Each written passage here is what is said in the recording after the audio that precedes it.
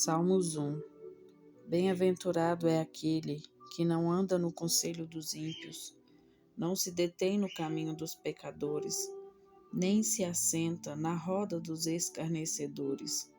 Pelo contrário, o seu prazer está na lei do Senhor, e na sua lei medita de dia e de noite.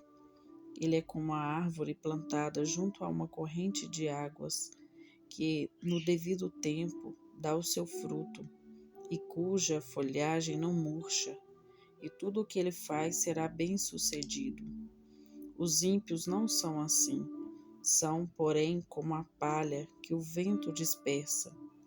Por isso, os ímpios não prevalecerão no juízo, nem os pecadores na congregação dos justos, pois o Senhor conhece o caminho dos justos, mas o caminho dos ímpios perecerá.